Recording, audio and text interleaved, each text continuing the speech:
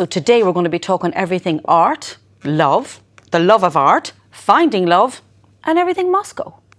I hope so, because I'm single and I'm hoping to find a little love through looking at art. Brilliant. Well, then I'm your woman. I'm glad to hear that. I found love already and the show hasn't even begun. Here we go.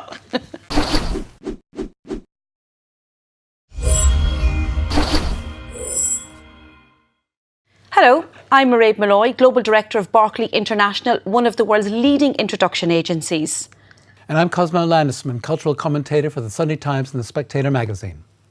And joining us today, we have a very exciting guest, Karina Gulyaeva, who is the director of 2020 Iconic Art Vision, a fantastic gallery in Moscow and nearly global, I think. So what kind of art are you like contemporary art or old-fashioned art? No, this is, my company represents the contemporary artists who are based worldwide. Right now we work very closely with British artists and Russian artists. As a curator, I put together 4 new young British artists. All these artists, they're quite famous within United Kingdom, but now we really want to bring them to Europe, so our collectors can meet them and see the latest idea and trends in contemporary art. What is the most surprising piece you have in your new exhibition? Actually, I think that the most surprising piece is behind you. Oh. And this is a British artist, Steve Burden, who is very famous to use the architectural paintings.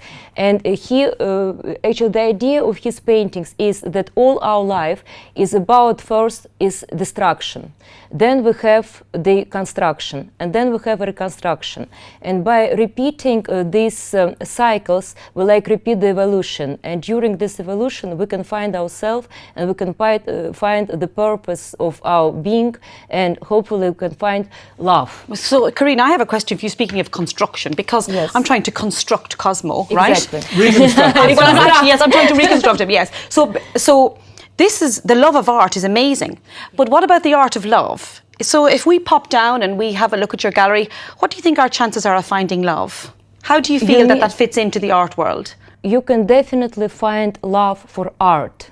But if Can you're I find lucky, love for me? Never mind art. that, you know, if you come, for example, yes, I think actually the art scene anywhere, it can be the gallery, it can be the art fair, it can be the auction houses events. Many people go there, and of course it is very possible that you meet a person of your life. That's very possible, because if you are a art lover, so most likely you will meet another art lover, and it will be easy for you to talk to a person, because you will have something in common already. But what happens if I meet the girl of my dreams at an art gallery, and I love a certain piece of art, but she doesn't love my art? Can she love me? Can I love her? Yes, absolutely, absolutely, because I think that If you buy for her.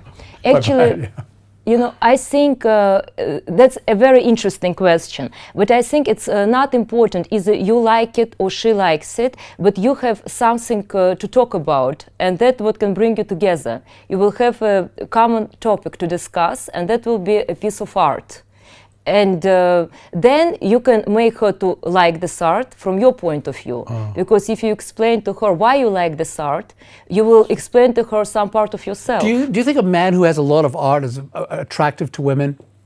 The collector, you mean? The collector. The person who collects art. What are women more impressed with, a man's art or his big house or his big car or his big other things? Of all those different things, which one do you think is the one who works on women the most? The person who collects art, first of all, I think he has Charles to be... Saatchi had Nigella Lawson because he had his art collection. Yeah, but look how that turned out.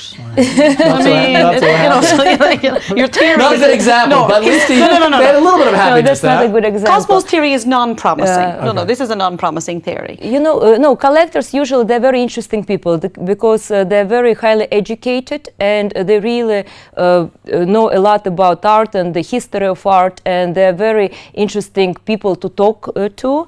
And so I think that the ladies, they do like the collectors. There was a time not long ago when people were always talking about art was very sexy. Is contemporary art still sexy?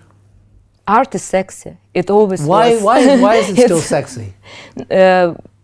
Because I think it brings some desire in you.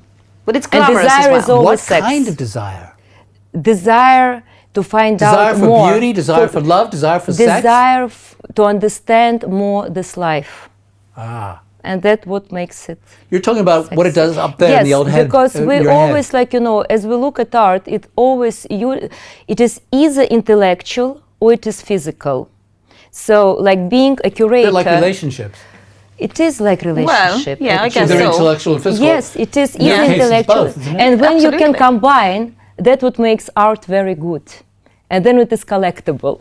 But Can I just ask you something? Yeah, sure. Sorry to interrupt you, but you know, Lovable. what Go can on, I ask some do? questions. What is the best piece you've ever sold? My best piece I ever sold was from a Russian artist. Okay, and you sold that to? And I sold it to a Russian collector. Okay. And actually, it was very good. And this artist, he is very famous in Russia, and actually he's quite famous in Europe. And what makes him famous, that he is in the collections of very famous people in Europe, like Pavarotti has his paintings, Hopkins has his paintings, Madonna has his paintings.